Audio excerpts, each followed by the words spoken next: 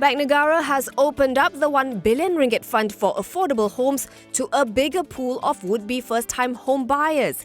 The central bank says starting September 1st, it is raising the cap on the maximum monthly household income to 4,360 ringgit from 2,300 previously.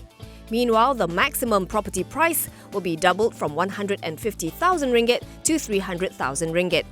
Bank Negara established the 1 billion ringgit fund to help lower-income earners obtain financing at a lower rate to purchase affordable homes. The concessionary rates mean that buyers can expect to enjoy up to 23% less in monthly commitment compared to current financing schemes offered in the market. The fund was made available starting January 2nd and will be available for 2 years or until the funds are fully utilised. The maximum financing rate is 3.5% per year, with maximum tenure of 40 years or up to 70 years of the applicant's age, whichever is shorter.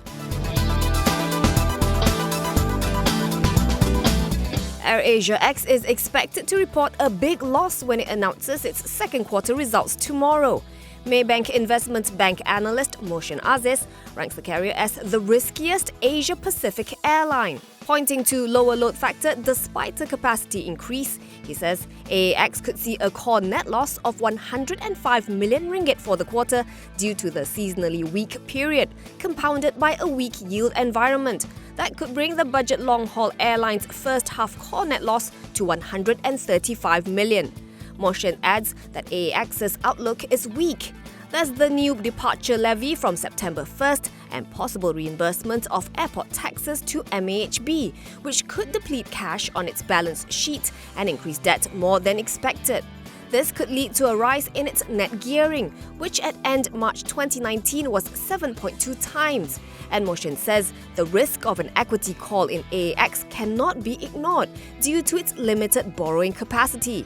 He is keeping his sell call on AAX shares with an unchanged target price of 14 cents apiece. AAX ended the day 4.9% lower at 20 cents. The MACC has unfrozen all bank accounts belonging to ex-1MDB President and CEO Arul Kanda Kandasamy. The anti-graft agency had issued the freeze order under the Anti-Money Laundering, Anti-Terrorism Financing and Proceeds of Unlawful Activities Act 2001 last July. This gave it 1 year to determine whether to initiate prosecution or forfeiture. In this case, none was undertaken, and since the 1-year period had lapsed, Arul Kanda proceeded to file a notice of motion on Monday to release his accounts and to seek damages for loss of investment opportunities. Since the accounts have been unfrozen, he has withdrawn the motion and the claim for damages. Arul Kanda is due in court in November for a joint trial with ex-PM Datuk Sri Najib Razak. They are both being charged with connection to the alleged tampering of 1MDB's 2014 audit report. Negeri Sembilan-based developer Matrix Concepts has lined up 1.4 billion ringgit worth of new launches in FY20, some 8% higher than its sale record of 1.3 billion in FY19.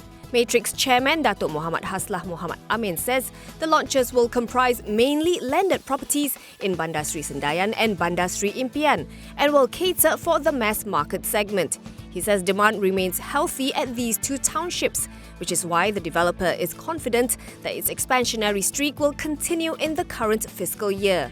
The group will also continue to look out for strategic land bank expansion opportunities. For FY19, its net profit improved by 2% to 218.4 million ringgit. Meanwhile, top line rose 28% to 1.05 billion, breaching the billion ringgit mark for the first time.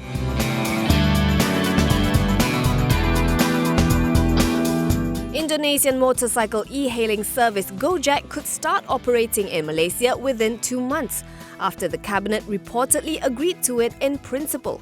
Citing Entrepreneur Development Minister Datuk Sri Muhammad Redzuan Yusof, media reports say the company received approval at a cabinet meeting today.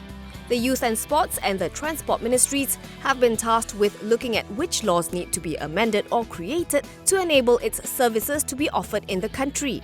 The previous BN administration had banned local motorcycle taxi service DIGO Ride in 2017 in order to safeguard motorcyclists and pillion riders.